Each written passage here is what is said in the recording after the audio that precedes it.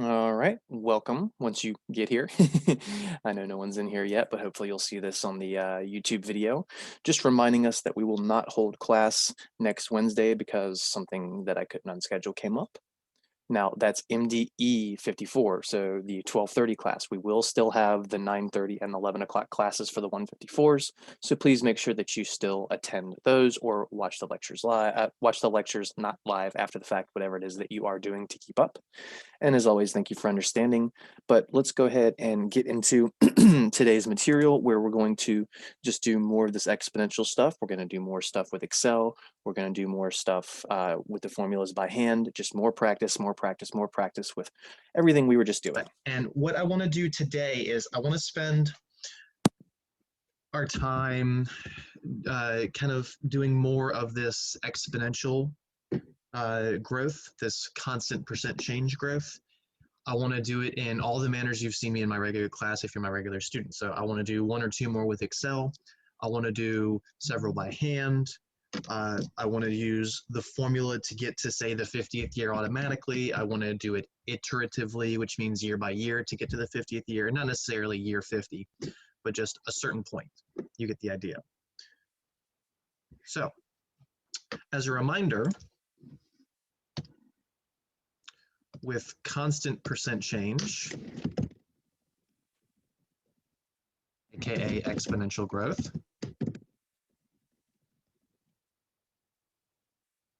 there are two different things we can say.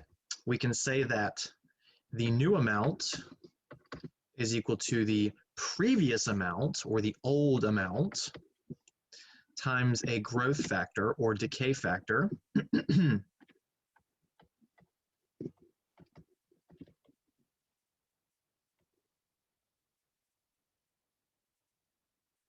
I'm not saying times and divided by, I'm just saying one of these. You either grow or you decay, it's one or the other. And you say that the growth decay factor is 1 plus or minus r.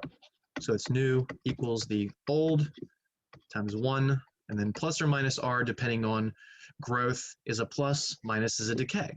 Now this is how we go from year 5 to year 6, or to go from year 2 to year 3, or to go from year 0 to year 1, or from year 1 to 2, or from 50 to 51. So this is to go between 1, I'm putting year in parentheses for a reason, I'll explain in a second, between 1 year and the next year. Again, year in parentheses because it doesn't have to be year. If we say that our interest accrues monthly, then it could be months, or it could be days, or it could be weeks in some weird world, or quarters, or semi-annually, which would be twice per year. So the year here can be months, days, quarters, etc. Just depends on the problem.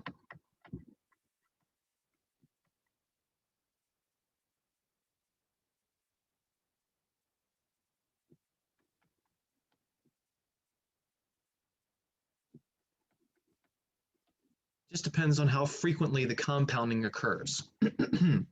Remember, compounding means that that's when we're gaining or losing. It's not traditionally called compounding in the same way when it's a decay, but it still works. We're still going to call it that. So when I say we gain interest every year, then we're compounding annually. If I say we're gaining interest every month, which I haven't done in regular class yet, and I'm not going to do today because of that, then we would be gaining interest every month. January, gain money. February, gain money. March, gain money. April, gain money. All we're considering for now is just gaining money every year. But again, any timestamp is a possible scenario. It just depends on the context. When you're in the real world, anything having to do with mutual funds, stocks, bonds, they're daily. Anything having to do with savings accounts, there's kind of a weird amalgamation of things involved with that. They do it as a daily rate generally now, but they only give you the interest quarterly. And that's actually, that little catch-22 is to avoid giving some people money, because let's say you're going to gain money in January and then April. If you close your account in February, you won't gain the 1 month of interest you earned, because the interest doesn't actually go into your account until, what did I say, April? Yeah, April. Even though the interest was probably accruing daily. Again, that's just how banks, these brick and mortar banks, tend to do their savings accounts. Now, I can't say every bank does that. I can't even say most. I'm just going to say I feel like it's most. I would say more than half. But I cannot say that I have looked at every single bank's 300-page long inner workings and all that stuff.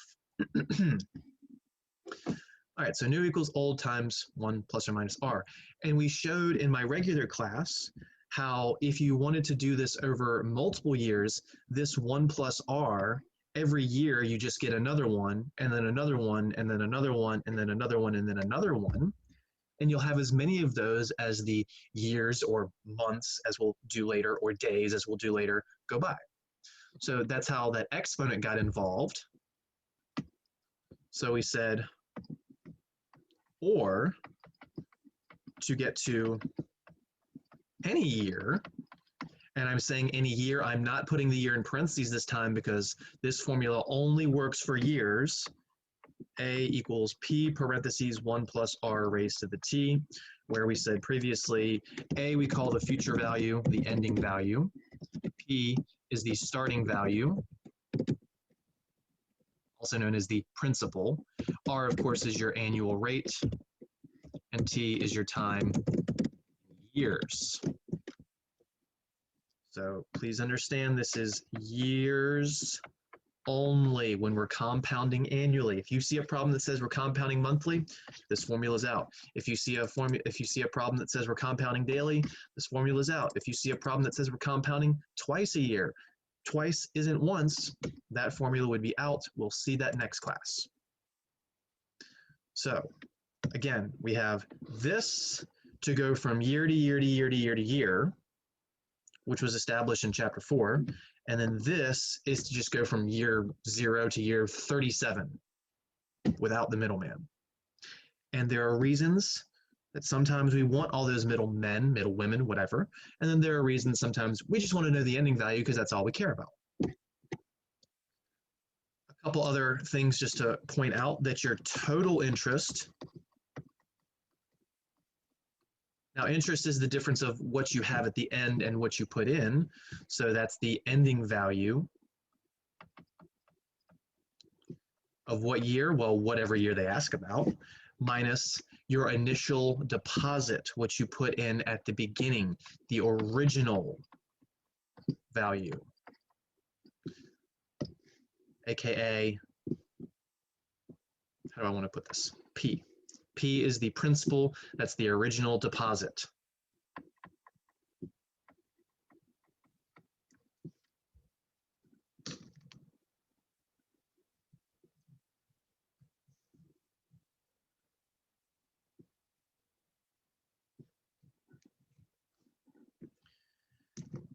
Okay, so, and remember what I called total interest was free money.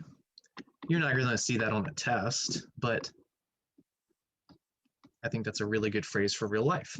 Interest, if you're the one putting money away, is free money. Now, if you borrow money, that means the bank is the one getting the free money.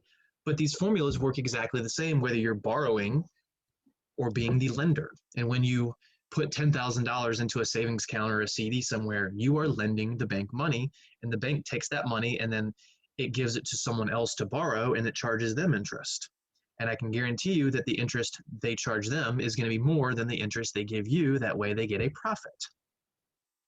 It almost seems like a scam, but it's not. It's just the classic way of banking.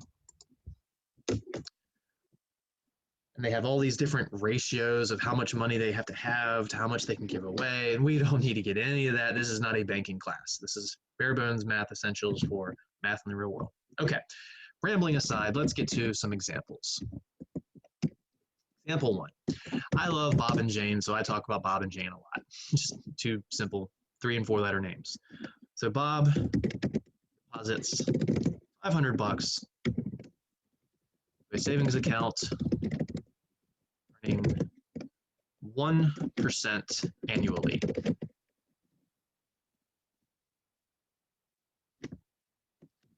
Track how much money Bob will have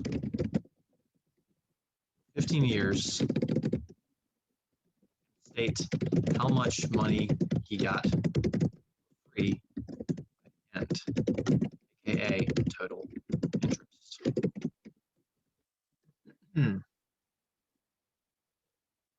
Now I said to track how much money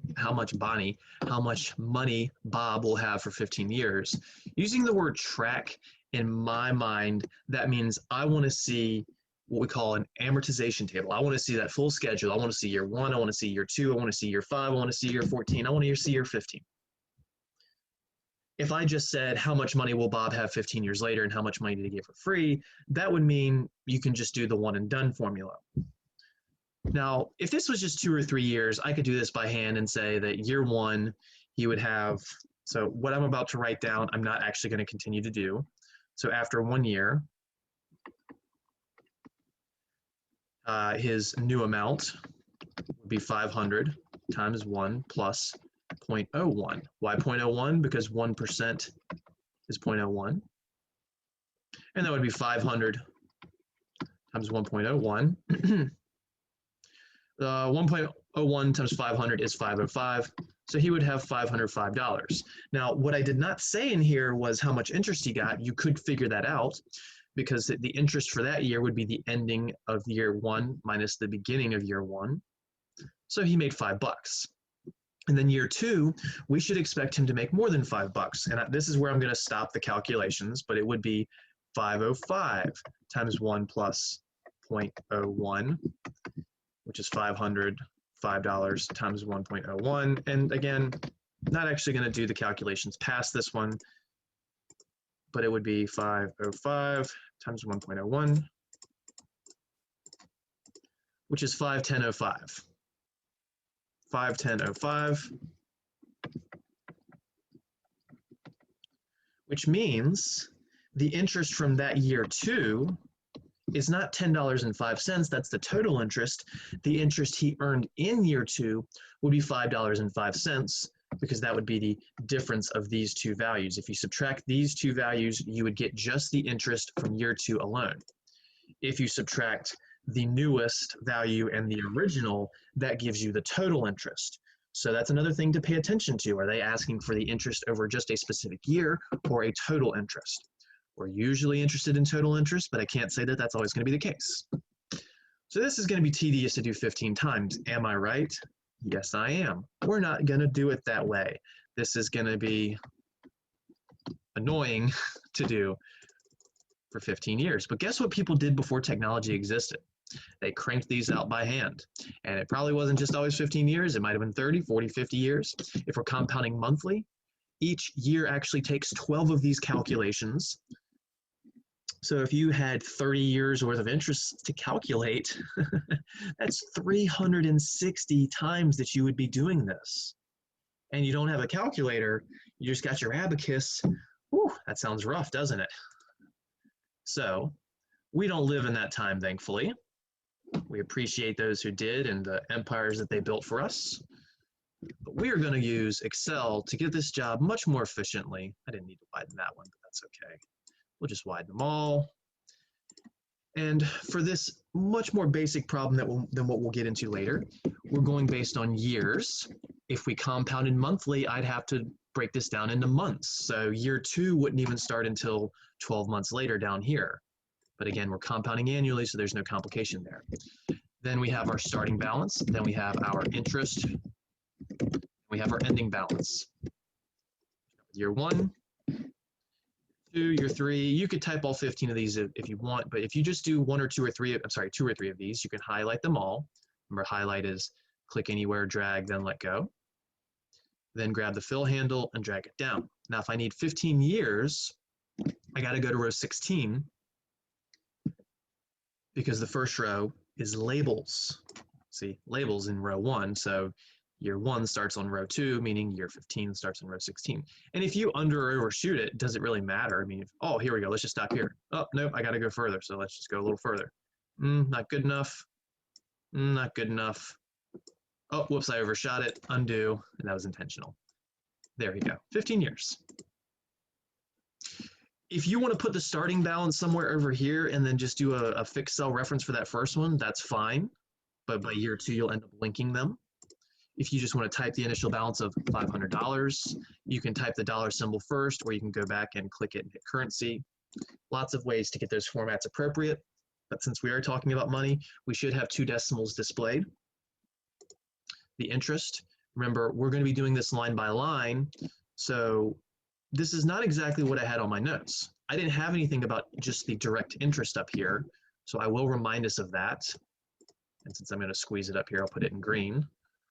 So just interest, it's all you're doing is you're getting rid of the one part. It's just the original times the rate. Or, I'm sorry, the old, not necessarily the original, it's only the original for the first year or first month. So it's the old amount or the previous balance times your interest rate. Another way of writing that again is interest equals the previous balance times your rate. And that's only over one period of time. So if we're compounding annually, this has to be over 1 year. If we're compounding monthly, it has to be over 1 month.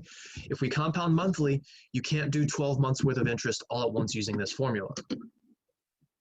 It's much more complicated than that. All right, so back to Excel. So our interest is equal to, well, hold on, we need the interest rate somewhere, which we said was 1%. I'm just going to type it way over here. It doesn't matter where we put it. Interest rate, and more specifically, the annual interest rate. My column. And you can bold things, you can color things. That's not the point here. And I believe we said 1% for the problem. So 500 bucks, 1%. It's not a lot of money, and it's not a very good interest rate, but we're just starting out here. So our interest should be the product of that year's beginning balance, which is the 500. You can click or type cell B2, then times the interest rate. When I do this, spoilers, there's something slightly wrong about this that we will correct, and it's the same thing that I corrected in the lecture earlier. Now this $5 is accurate. The ending balance is just the sum of what we had before and what we got for free. So equals, just add these two things, boom, plus boom. $505, the same thing we came out by hand. Now remember, this is extremely important. I'm actually just going to type this out as a sentence somewhere. You must link year 2's start to year 1's end. How do we do that? We click in year 2's start, we go equals, and then we just click the ending balance from the last year. It's as simple as that. This right here is going to continue to be an issue. All right, the interest. Well, if you drag the formula down with the fill handle, you see that you get nonsense. You might think, oh, we'll just drag this down and it'll fix it. No, it doesn't fix it. It says we earned $0 in interest. Remember, you can double click a cell to see what formula is in it, and it'll show you the blue boxes, the red box, where it's grabbing all the numbers. So double click where we have a issue that doesn't make sense, double click. Blue box is in the right spot. It moved down because we wanted to keep moving down. Red box is in the wrong spot. It moved down and we don't want it to move down. We need it to stay fixed on the cell where that 1% is typed. So that one is wrong. So let's just hit enter to get out of it. We will delete that cell. So click it and backspace, hit delete, whatever you want to do to clear it. Now we got to go back to the original interest formula. So we're going to double click. The blue and the red are good, but remember, we don't want this red moving, so to make sure it doesn't move left, right, or up or down, we double cash in front of the letter and the number. Not cash G4, it's cash G, cash 4. We don't do anything with the blue one because we did want that to continue moving down. All right, well, the $5 is still good, so that's a okay sign, but here's the real question is, when we drag it, do we get more than $5 of interest? We expect $5 and, what did we say, 10 cents? 5 cents, 5 cents. Yeah. The $5 and 510 is what maybe had the 10 cents in my head, but that was wrong. The interest went up a little. And then this formula added the 5 of 5 and the 505, $505 and $5.05. It added those two. You got 510.05, which is exactly what we calculated. So that's a good sign. In these finance spreadsheets, once you have year 2, you should be good enough in general to just highlight the whole row and drag it down. Now, I did show you how there can be some complications sometimes. Maybe when you do this, if you had a fixed deposit for every single year, it may increment it by 1. So then you just want to do a column at a time in terms of filling it down. When in doubt, try something different. If you do something and it looks wrong, undo it and try doing something different. Insanity is doing the same thing over and over and expecting different results, as they say. So if you get something that doesn't look right, undo it and try something different. But this looks pretty good. So we have tracked a full 15-year period of Bob's finances from just putting $500 away in an account and not touching it, not adding to the pile, just letting the interest accrue. In the real world, this 1% interest rate is going to change at some point. That's how the real world works. So we're not accounting for that, but that will never be an issue in here. We're not going to account for multiple interest rates year to year to year. It can be done in Excel, but by hand, it's a nightmare. Because you'd have to go and say, okay, well, year 1, we got 1%, so type this cell times 1%. Then for year 2, if I say, oh, we got 2%, so you do this cell times 2%. Maybe year 3, we get 0.5%, so you do this cell times 0.5%. It would just be a little more tedious because you'll have to type in those interest rates for every single year because they'd be different. But then it's just tedious. Doing this by hand, that tedious is exponentially increased. And I didn't say this, but let's make a chart. Let's remind ourselves how we make our charts in Excel. So all I want to do is track, and you could be told to track just the interest amounts or just the ending amounts. Let's say I said to track the interest. So you highlight all of the years, including the label, because we don't want to just, if you just highlight the years, it won't say year anywhere, and we need to put that label in there. And we've talked about how tedious that is, and if you've forgotten how to do that, first of all, highlight the label to avoid the next thing. But if you don't highlight the label, you can go back to the first week or two's videos and find ways to add those back in, as well as the videos inside of my math lab. But I'm not going to reteach that. So highlight.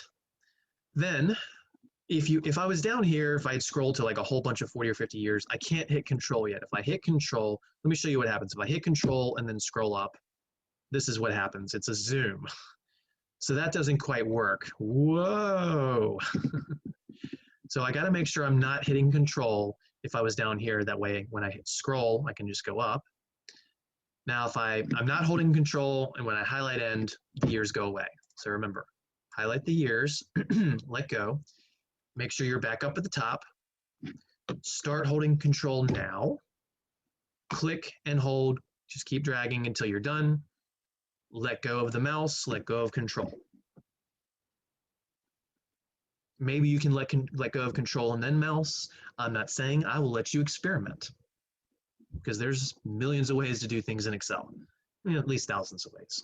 All right, so we got all the things highlighted. I'm doing just a graph of the ending balance, so let's insert. This isn't a homework, so I don't have to do any specific recommended charts. We're just trying to get a basic idea. So the basic scatter chart. And we can see it says end, because that said end. If you wanted to make this more specific, you could say ending balance. And this really looks like a line. It really looks like a line. And we can see the years down here, and they're not labeled for some reason. That was weird. I don't know why it didn't label that, but that's okay. I'm not going to focus on that for now. Again, you can go and insert that in ways. If you wanted to, okay, well, we said this is exponential growth, but it looks like a line. What would that line look like? Wow, it actually looks really good. I don't think this is a bad estimation at all. The reason this is a pretty good estimation is because, first of all, we're not looking at a very large time span. And second of all, the interest rate is very low. To see that exponential explosion where this thing starts really bending, you need either a high interest rate or a longer period of time, or both. If you have an interest rate of like 20%, you can see the explosion in 5, 6, 10 years. If you have an interest rate of 2%, 1%, that's going to take maybe 60, 70 years to explode, which is why you don't retire into accounts that are 1% or 2% because you're going to work for 60 or 70 years and nobody wants to do that. Now, again, no matter how low that rate is, if I look across thousands of years, this thing will eventually start bending. Let me demonstrate that. So let me just kind of put that one to the side. Now let's take this thing and let's just fill it down. Make sure everything's okay. Yes. Let's fill this down for like, I don't know, 100 years total. So down to row 101. So we're going to pretend that we put this money away for 100 years. Oh, wow, we turned into 1,300 bucks. That's great, right? Let me do this. So let's highlight all 100 years. Let go of the mouse, scroll back up. I'm going to hit and hold control. Grab the labels, drag all the way down. Let go of everything. Insert, scatter chart. And you can see here that it doesn't look as linear. It doesn't look like a perfect line. If I were to add chart element, trend line, it doesn't look that terrible, but it's not perfect. That's because these are not lines. These are exponential curves. They bend. So this is an okay approximation, again, because of the low interest rate. Check this out, though. Let me just put this up closer to the top. Zoom back in. If I make that interest rate 2%, all the numbers in here are going to change. The graph is going to change. Look at that. Now it's bending a little more. A higher interest rate gives us more of that bend. It's almost starting to explode. I feel like we're hitting the explosion point at 100 years now.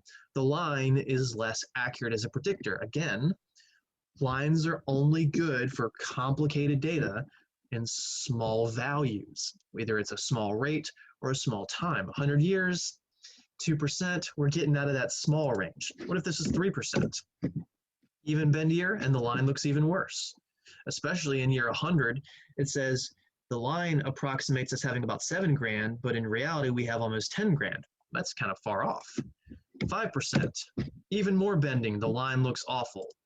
7%, even more bending. We're really seeing that explosion around, I don't know, I'd say year 70 to 80, somewhere in this ballpark. Again, there is no singularity of the explosion point. I'm just saying when it starts bending more and more, when it really starts taking off in a vertical manner, vertical meaning more money, more problems.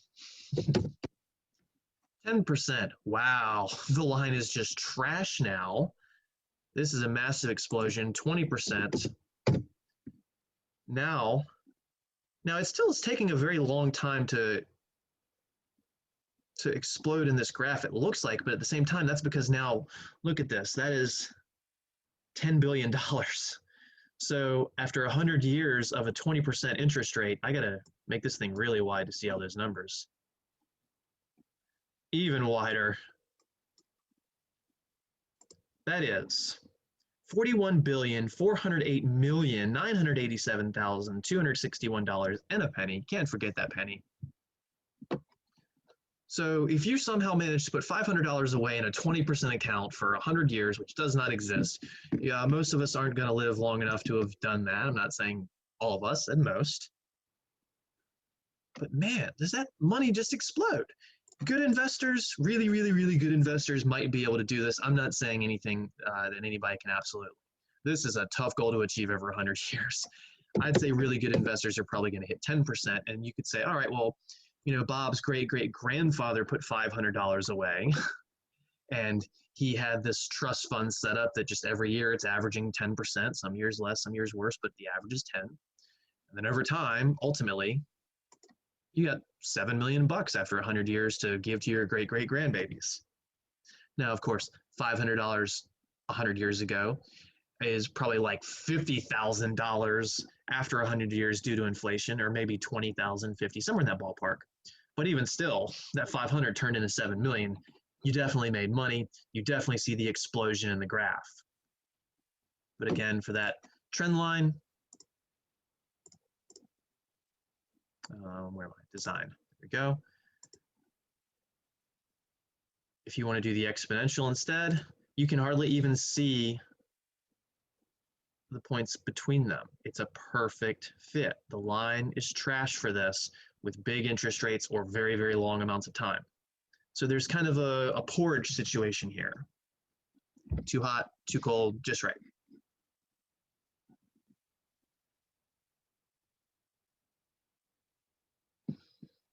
Okay. So all the answers were in the spreadsheet originally. We saw them. Let me change everything back so just we can't officially answer it. So we're just going to hit the undo button a whole lot. There we go. Interest rate 1%, all 15 years. That was just a movement. Okay, perfect. So how much money did we have after 15 years? $580.48.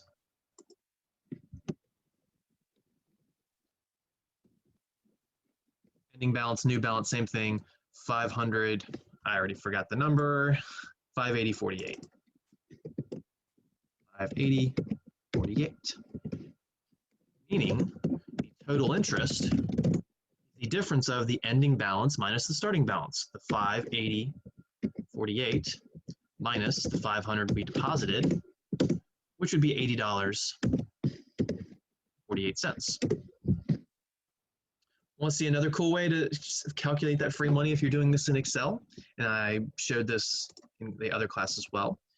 If you just add up the interest from every year, that'll give you your total interest. So in Excel, I can just go equals sum, open a parentheses, drag all those, close it, enter, $80.48. I could have used Excel to do the calculation the other way as well. I could have gone equals the final ending amount of 580.48 minus the starting value of 500.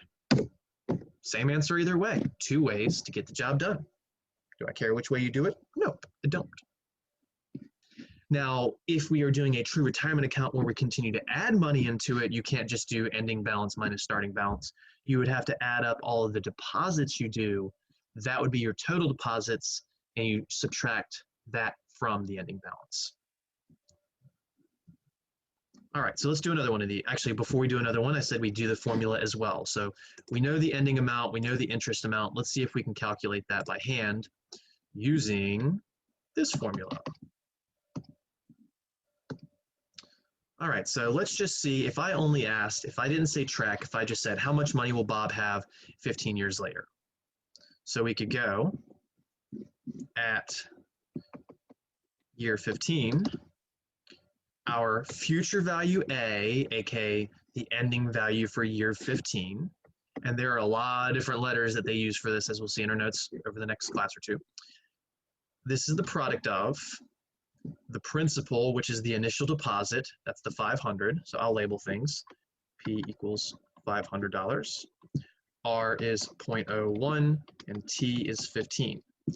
The interest rate is 0.01 because 1%, the T is 15 because 15 years. So we go 500 times 1 plus 0.01 raised to the 15. If you want to simplify this, you can. That's 500 times 1.01 raised to the 15. Do not multiply these numbers together. Do not multiply those numbers together. Do not multiply those numbers together. Exponents come first. Now, I could type this in my Excel spreadsheet. I can absolutely use Excel to do that, or I can use a traditional calculator. So traditional calculator, here we go, 500. I'll show it both ways, parentheses, 1 plus 0.01. Your calculator may not work exactly the same as mine, so you have to learn it. Raised to the 15th power. Some of you may have to hit the times before the parentheses, FYI. And we get 580.48. See, Excel was only showing us to the nearest penny, but there were some tenths and hundredths and thousands of pennies in there. We just weren't seeing them because of the display. I could have changed the decimal precision to see that, but I didn't want it because money. Or if I type it the other way, 500 times 1.01 raised to the 15. Same exact answer, 580.48. And then of course the interest is still 580, 48 minus 500, which is 48. I'm sorry, 48. 80, 48. I was saying the cents before the dollars in some weird universe. So the formula works. Could you let Excel do it for you? Sure, I can just go to some random cell and type equals 500 times parentheses 1 plus. I can even do 1% instead of 0.01 in Excel. Close it, raise it. This little upside down caret, which for most keyboards is Shift and 6, that's your exponent. And then we raise it to the 15th. And look at what we get, $580.48. If you double click it, you can still see the formula. You enter, you see the number. Even if you single click it, you can see what you typed up here. Now remember, you have to type the equals. If I just type this, if I don't type the equals, it just displays what I typed. With formulas, with Excel, the first thing you have to do is equals if you want it to think for you. The equal says, do the work for me, and it did the work for you. Excel is a perfectly fine calculator, but you have to be careful with order of operations and knowing how to type things in Excel, which is why we talked about that at the beginning of the semester. All right, now let's finally get to another problem. Example 2. It's weird. Jane deposits $5,000 to a savings account, into an online savings account that earns 2.5% interest annually. Now, I might say compounds annually. That's another way of saying it. I'll put that in parentheses. Those are just two different phrases for the same meaning. Earning interest annually means it compounds annually. Track how much money Jane has for 32 years. Let's be a little more, or a little less rounded. 32 years. So Jane just puts 5,000 to an account and she's going to go, now, I know this isn't just my retirement, but it's $5,000 I'm just sitting on. I don't really need it unless an emergency comes up. So let me just put it to the side, but I don't want to risk it in the market. I don't like risk, so I'm not going to do traditional retirement. And having that mindset is not a great idea, FYI, but a lot of us still keep that mindset, and I can't tell you what to do. I can just make suggestions. So Jane still got her traditional retirement set up, but then she's just got this safety net, this $5,000 in a safety net in addition. That's okay. That's perfectly fine. I believe, as most financial independence experts believe, you should have 6 months of your expenses put away in a safe account somewhere. That way, let's say you lose your job, you've got a couple of months to at least live off of and hopefully find another job as soon as possible. Or let's say some big giant medical expense comes up, or you have to rebuild your bathroom from scratch and have to buy thousands of dollars of materials and stuff like that. Then you have a safety net without having to go get a credit card and put it on that and pay 24% interest APR, because you're already seeing what ridiculously large interest amounts can do over time. And we will get to credit card math later. I promise that. I love credit cards, but they're bad for us at the same time.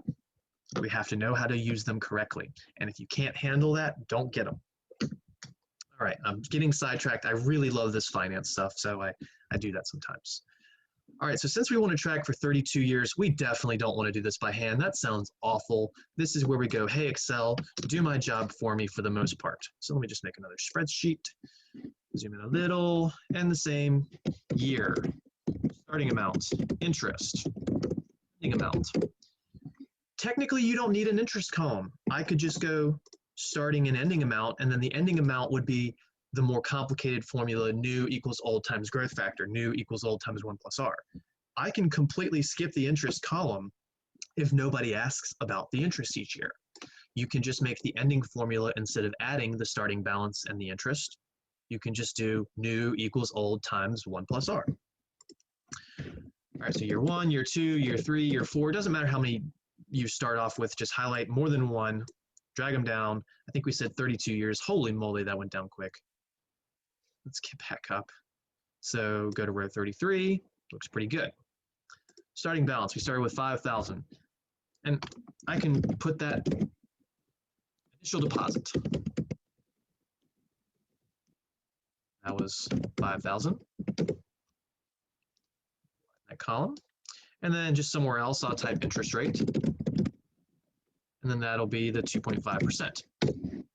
Or you could write 0.025 if you don't want it as a percentage. So for my starting value, instead of just typing the 5,000, this time I'm just doing it different. I don't have to do it this way. I use a cell reference though, that way I could quickly change it, and it's just a cookie cutter Excel spreadsheet that I can do the next problem on, and the next problem on, and the next problem on. I don't have to redesign it every time anymore. So instead of typing the 5,000, I go equals, and then whatever's here. Boom. Interest. That's the product of the balance, that year's balance, and the annual interest rate, which is 2.5%. Now we already know we're going to have to fix that, so let me go ahead and adjust it. By fix, I mean the cash symbols. Double click.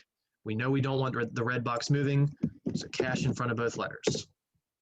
The ending balance would just be equals the sum of these two things if you want to do it that way, but it's only two things, so we can just go equals this one plus this one. Boom. 125 bucks for free the first year, giving us 51.25 now. Link the starting of year 2 to the ending of year 1. Boom. Probably going to need to widen these columns some. It's pretty common unless you just zoom in ridiculously. We already fixed the interest formula since we've practiced well at this point, so let's drag it down. The ending balance formula should be the same, so let's drag it down. Now that I have year 2 completed, we can highlight them all and drag it all the way down to year 32 if we like. Or we could do it column by column, it wouldn't matter. And look at this, in 32 years, we've gone from 5 grand to 11 grand. We've just more than doubled our money. That's not awful for just a safety net fund for a pile of money that we're not trying to retire off of. It's nice to just have this safety net somewhere and us getting a little more cash to at least keep up with inflation. And that's the thing. This interest rate really isn't much higher than inflation, an average of 2% so far in our history. That could change. Things like pandemics can change inflation rates, especially with some of the things that the Federal Reserve is doing to balance that. Who knows what the long-term results will be? There's lots of wild speculation, but sidetracking aside, this $5,000 right here in year 1, if inflation is 2%, there's actually a cool trick. You can just subtract the two numbers. If inflation is 2% and your interest is 2.5, that means your true interest, the money you're really getting for free after accounting for inflation, is really just 0.5%. So in terms of dollars now, your $5,000 today, in today's denominations, is going to grow to $5,865 after 32 years. So again, this pile of money will actually be $11,000 and some change, but the true value of it with inflation considered is really only $5,800 when you think about in today's dollars, which is how we all think. Nobody thinks about in terms of a future dollar. It's too hard. I don't want to say it's too hard to grasp, but it's just more complicated to grasp. Even me, when I think about, what my retirement money might be 20, 30 years from now, I'm thinking about in terms of today's dollars. So when I lay these numbers out in my spreadsheets, I will have a column where, all right, here's the true interest rate, and then I'll make another one where it's adjusted for inflation. And you don't see the number as big because we're accounting for that. Again, it's still a little bit of growth here. But yeah, okay, so the actual numbers we had, how much do we have after 32 years? Well, year 4 is here, year 11 here, year 22 here, year 32 here. I'm not gonna write down anything specific because I said to track the whole thing. I will, as well as doing this though, find the total interest. That's usually something I'm interested in, pun intended, total interest. That would just be, you can do it 2 ways, as I've already said. You can just sum the interest column, or you can take the ending balance and subtract the starting balance. If you're making multiple deposits, though, you have to add all the interests up, which is not the case here. So let's do the sum. Equals sum, open parentheses, and let's just drag and drop all the interest amounts for all 32 years. Close the parentheses, hit enter. And And that's how much money we got for free.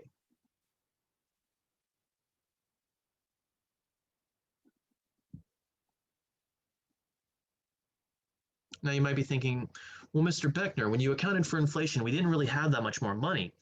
Well, that's because it was a 2.5% savings rate. That's why you find mutual funds that get you 7, 8, 9, 10%, because then when you subtract the 2% inflation, it's really not a big deal. You're still making buku bucks. Now, maybe you don't trust that this is accurate. Let's see if that other formula gives us the same answer if we can go straight to year 32. So for year 32,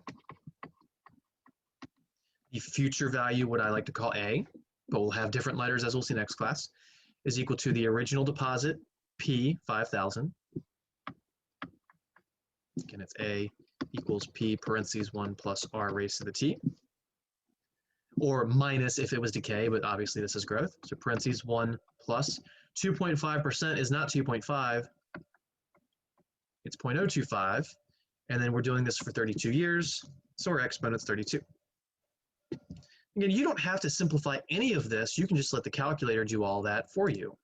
And that's what I'm a fan of. The less I have to do, the less likely I am to make a mistake. 5,000. Again, you might have to hit times in your calculator, so I'll show it that way. Open a parentheses. 1 plus 0.025. Close the parentheses. This upside down V is our exponent. We call it a caret.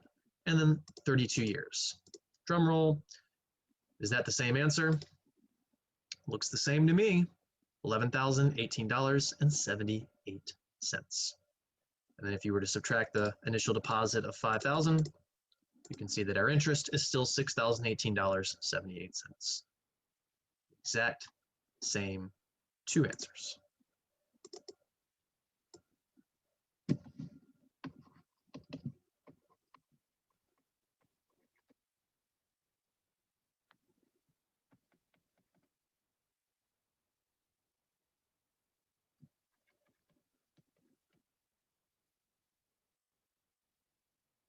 All right, let's try another one. Bob. Bob deposits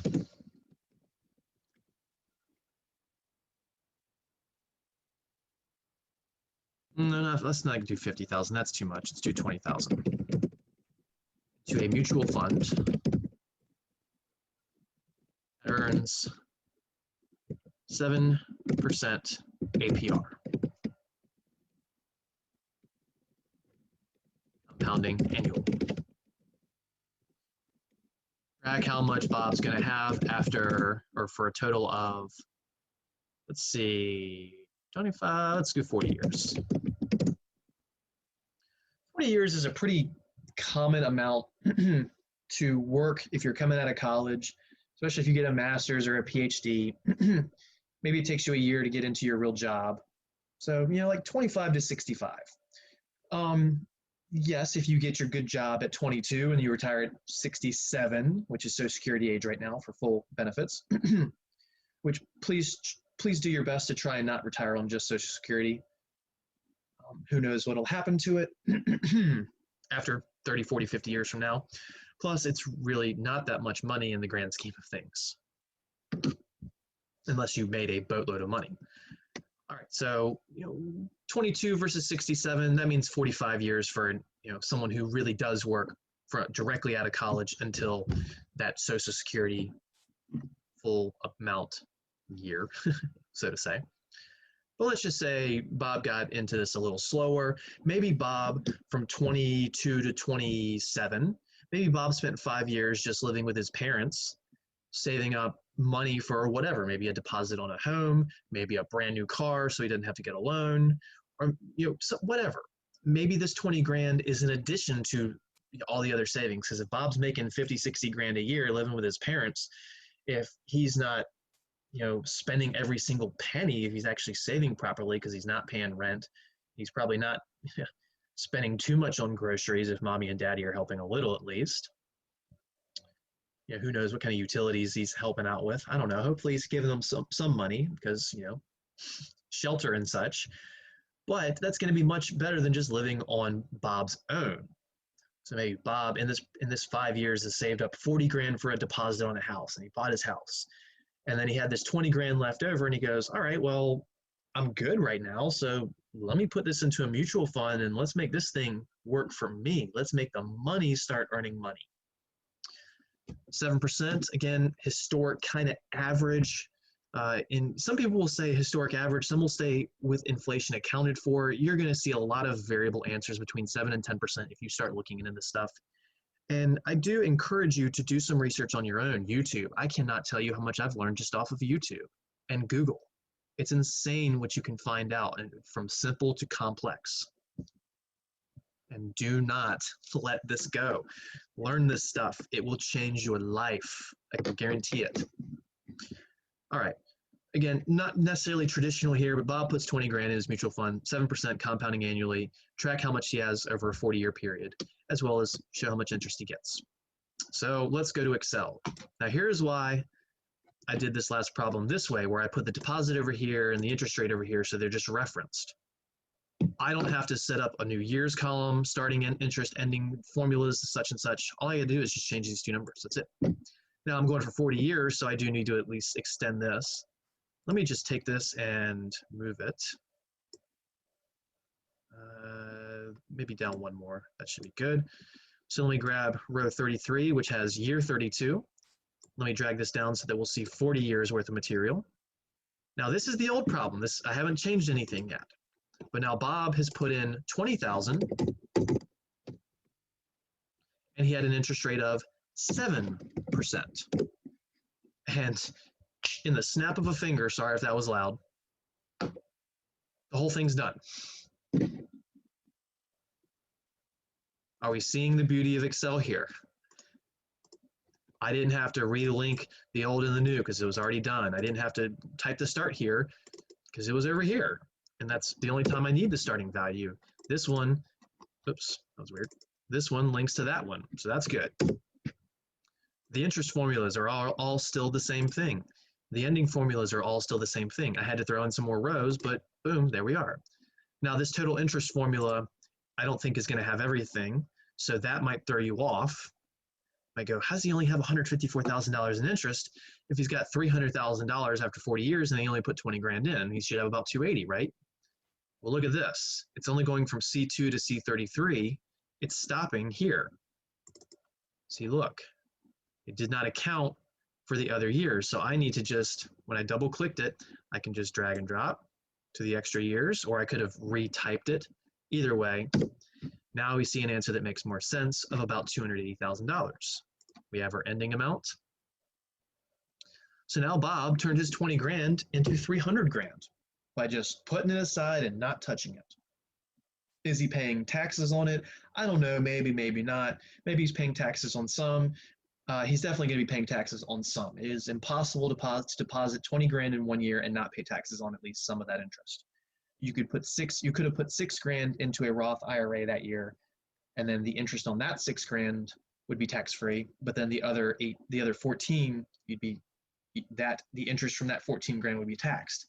So you could actually turn this into two problems. You could have one section where you've got $6,000 of it, and then that final interest would be the tax-free amount, and then you have this thing just repeated somewhere else with 14 grand, and that would be the amount you're paying taxes on.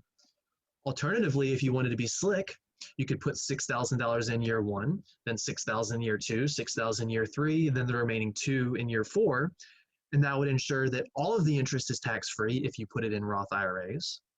Now, you will lose a little bit of the interest overall since you didn't put it in all at once. However, maybe you would actually get more money in the end because of not paying 25% taxes or 22% taxes or whatever it might be in the year 2060. Because we have no idea what taxes will be in 2060. We don't even know what taxes are going to be 2 years from now or 1 year from now, especially in a year when we change presidents.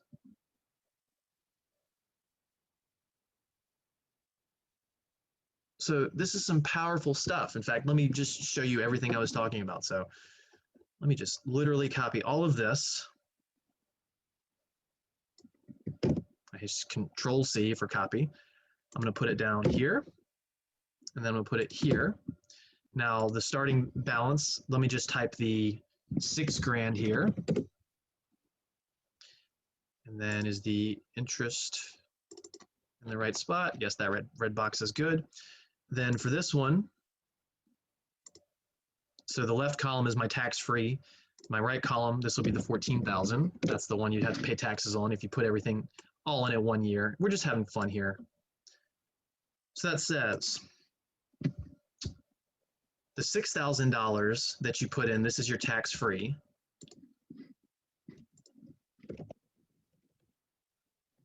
It would be equal to this amount minus what we put in, which was the 6. So we get $84,000 in interest that's tax-free. That's pretty sweet. But you can see, because we put 14 in over here, 14 is much bigger than 6, we're going to get much more interest off of that. So this taxable interest would be this value minus the 14 grand. So we got about 84 grand we're not going to pay taxes on, and we got about 195 grand that we are going to pay taxes on. That's pretty cool. Now you might say, well, Mr. Beckner, what about 401ks? You can put in 19,500 into a 401k every year. Yes, you can, but that has to be withdrawn from your paycheck directly. And you're probably not getting paid $19,500 all in one paycheck. And if you are, remember your teachers who help you out. Hint, hint, hint. I'm kidding. So 401ks are cool. They're awesome. But that's direct pay from your employer, or sorry, money that comes out from direct pay from an employer. This $20,000 you just had sitting around, you can't just magically put it into a 401k. You could say, all right, over my next 10 or 12 paychecks, take all of my paycheck until you hit that 19,500. And then you could just live off of the 20 grand that you've got sitting in that savings account. And that would be one way to get it all in.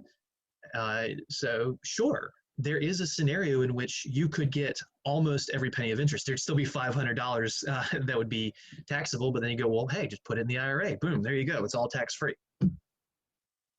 And yeah, it is. It's a sneaky situation, but you can make it work. All right, so I think that'll be good for today. Doing any more of these will be just literally doing the exact same thing. This last part is nothing that you'll ever see in the course. I just kind of like breaking things down in different ways for you to think, because I know a lot of us get scared about taxes. Oh, I'm gonna get $1 million, but the taxes are gonna be insane, and I gotta pay it all at once, right? No, actually, you don't necessarily, as long as you don't withdraw all of it at once. But again, this might just be something, all right, I've got my taxable accounts, my non-taxable accounts. You can break them down this way, and it's not like I changed any formulas. There was no complications here. Now, again, in the real world, your money is not accruing annually. It accrues monthly or daily. So these would be broken down into months instead of years. The formulas would change just a tiny bit, but we won't talk about that till next class.